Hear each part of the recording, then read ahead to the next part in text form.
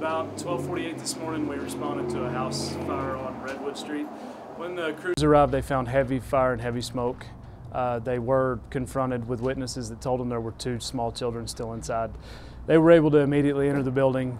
They quickly found the 7-year-old laying in the kitchen and were able to take him outside to safety, where he was transported to Northwest.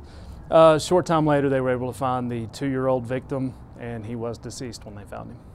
And the 7-year-old now, what's his condition? I don't know his exact condition, but he is still at Northwest Texas. What about parents or adults? There were no adults at home. There were 5 children home alone at the time of the fire. And do you know a cause of the fire? The cause of the fire is still under investigation, and they just got started on that early this morning, so it may take a couple of days to find out exactly what happened. What about smoke alarms? That's still in part of their investigation. They haven't released whether there were any or not. Where are the other children now? I don't know. Do we have anything else like fire safety or reminders that you might want to tell people? Just generic safety reminders, and just make sure you have working smoke alarms. Make sure that you have a plan and that you practice that plan quite often with your children. Is there anything else that you guys do or anybody else that assesses the situation now that y'all realize that no parents or adults were home? I think that kind of falls out of the fire department's area, and so I don't really know. That I think if anything would fall under either the fire marshal or Amarillo Police Department. And damage to the home? Damage was estimated at $50,000, which is a pretty significant loss in that house. Is it total loss? I don't know. I would say it's in not livable condition right now. As far as how long do you think the investigation will continue?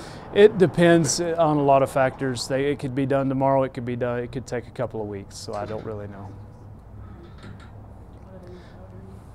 Yes. Well, we just want to extend our condolences to the family, and it's one of the worst things anybody can go through, so we would like to just say we're thinking of them. Are there often accidents or fires where someone is killed in fire? How frequent is that? It's not very frequent. It does happen. I don't know how many fire fatalities we have each year, but we do have them. Most of the time it's related to smoking materials. That's the #1 cause of fatal fires in the country as well as Amarillo. Any other preventative measures or things that people should remember if there is a fire? What should they do in the event? Well, what we tell kids to do is to get out and stay out. We want them to get out as fast as they can and then call 911 from a neighbor's house. Do you know who called 911? I don't. I have a question. Did the 7-year-old, did he get out and then try to go back in to get the baby? I don't know. That'll come out in the investigation. All we know is that we found him in the kitchen when we entered the house.